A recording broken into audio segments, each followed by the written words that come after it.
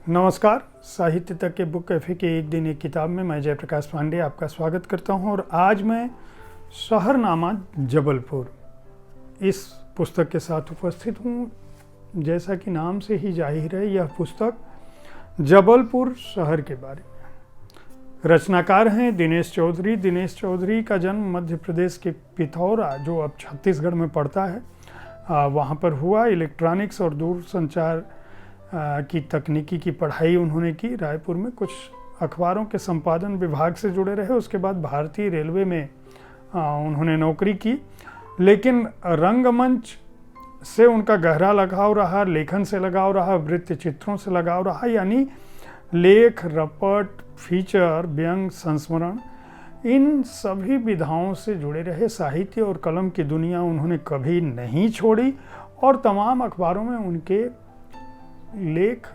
निबंध, व्यंग, संस्मरण, ये सब कुछ छपते रहे। एक किताब कुछ सुर और कुछ रंग प्रकाशित हो चुकी है, जो संस्मरणों की किताब है। कुछ पर उनका काम जारी है। एक व्यंग संग्रह आने वाला है जिसका नाम है परसाई के रंग में।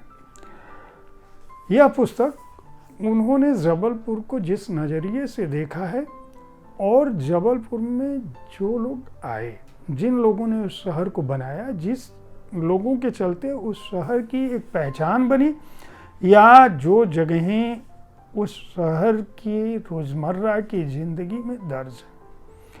कोई व्यक्ति अपने जीवन में किसी एक शहर को चुनता है, दिनेश चौधरी ने जबलपुर को चुना। और छत्तीसगढ़ के शहरों का जो वैभव है, या हर जगह के, हर नगर के, हर शहर का, हर गांव का, हर गली का, हर व्यक्ति के जीवन में जगहों का अपना एक अलग आनंद है। लेकिन अगर आप लेखक हैं तो आपकी दृष्टि एक पारखी की हो सकती है। अगर आप रंगकर्मी हैं, अगर आप कला जगत से जुड़े हैं, अगर आप रचनाकार हैं, अगर आप शायर हैं, तो आपकी दृष्टि अलग हो सकती है और आपके देखने का नज़रिया उस शहर को तय करता है।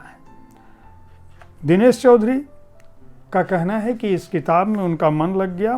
मन इसलिए लगा क्योंकि वे इस शहर के मुकाम, अड्डे और शख्सियतों से बहुत करीबी से दो चार हो रहे थे। उनको लगा कि यहाँ जो खिलाड़ी हुए, यहाँ जो रचनाकार हुए, यहाँ जो चित्रकार आए, उन्होंने इस शहर को मुकम्मल शहर बनाया।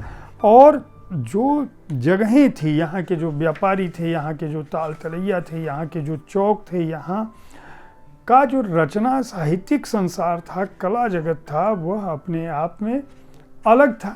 और दिनेश चौधरी ने उनको जिस नज़रिए से देखा, उसको दर्ज करने की कोशिश की। उन्होंने साफ कहा है कैफियत में कि ऐन शुरुआत में मैं यह बता देना चाहूँगा कि इस किताब को लिखते हुए मैंने कोई ऐतिहासिक पोथी या ग्रंथ का सहारा नहीं लिया है, और न ये बताने की कोशिश की है कि इस शहर में कहाँ क्या है, या इसको जानने के लिए मैंने किसी लाइब्रेरी की खाक छानी है, या इतिहास को पढ़ा है, या संस्कृत की कोई किताब पढ़ी है, या पुरानी सियासत की किताब पढ़ी है। बल्कि जो किस्से, जो कहानियाँ, जो तथ्य जिनसे मैं दो चार हुआ, जिन गलियों से दो चार हुआ, जिन जगहों से दो चार हुआ, जिन दोस्तों के साथ कंचे खेले, डंडे खेले, पतंग उड़ाई, गिल्ली उड़ाई, उनकी नज़र से इस शहर को देखा।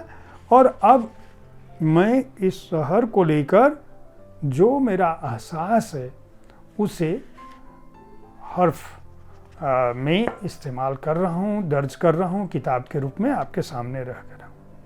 हर एक शहर की अपनी तासीर होती है। वो कहते हैं यहाँ जो आबो हवा होती है, खास किस्म के रसायन होते हैं, वही उस शहर को अलग बनाते हैं। दूसरे शहर से कोई शहर अलग कैसे होता है, यह तभी आपको पता चलता है जब वहाँ आप रचें बसें, वहाँ जाएं, तो आपको पता चलेगा कि जो चाय खाने में गर्म भाप उड़ती है, वह हमारे यहाँ की ऐसी है। कोई खान पान बनता है तो वह हमारे यहाँ का कैसा है, इससे कोई शहर बनता है। अब यहाँ से वो शुरू करते हैं और इस पुस्तक को लिखने में उन्होंने बहुत सारे लोगों का आभार प्रकट किया है। बहुत सारे लेखकों का आभार प्रकट किया है, जो लोग जिनकी नज़रों से उन्होंने शहरनामा जबलपुर को लिखा। जो अध्याय इसके अंदर हैं वे आपको बताएंगे कि किस तरह से किस्सागोई की शक्ल में दिनेश चौधरी ने अपनी पुस्तक को आकार दिया है, जिससे जबलपुर का एक पूरा साहित्यिक, सांस्कृतिक, कलात्मक, व्यापारिक, आर्थिक परिदृश्य ही नहीं बल्कि वहाँ के लोग, वहाँ की जगहें आपके सामने जीवंत हो जाती हैं। गालियाँ खाकर बेमजा न हुआ, कहाँ राजा भोज और कहाँ गंगू तेली, ठगी एंड डकैती, सप्रेशन डिपार्टमेंट और स्लीमैन, परसाई का एक अधूरा हिसाब, ये जिस्म सबकी आंखों का मरकज बना हुआ, दिल ही तो है न संगो खिस्त, दर्द से भर न जाए क्यों, तुझे हम वली समझते जो न वादा खार होता, डूबना एम्पायर के साम्राज्य का, दमोह नाका वाले कक्का जी, मैं एक जर्रा बुलंदी को छूने निकला था, आवाज़ की दुनिया के दोस्तों को मनोहर महाजन का प्यार भरा नमस्कार, बिंदुओं में खुद को ढूंढता एक चित्रकार, फिर वही एम्पायर,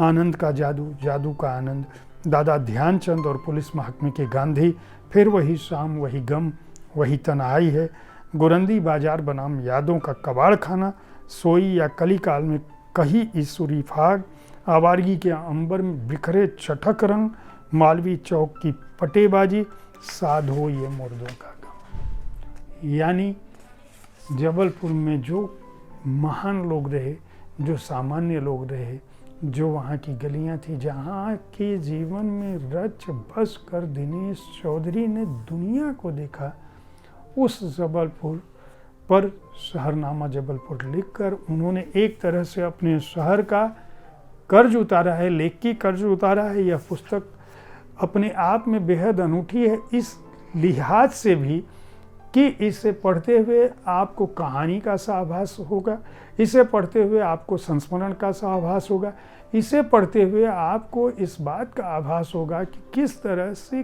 कुछ महानतम हस्तियां अपने शहर में पहुंचकर किस तरह से आम व खास के साथ मिल जाती थी और वही उन्हें किस रूप में विशिष्ट बनाता था, चाहे वह हरिशंकर परसाई हो, चाहे वह ध्यानचंद हो।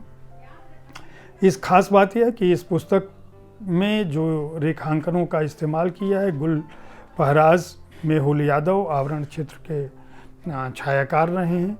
इस किताब के डिजाइनर का भी उन्होंने जिक्र किया है। नवारुण प्रकाशन ने इस पुस्तक को प्रकाशित किया है।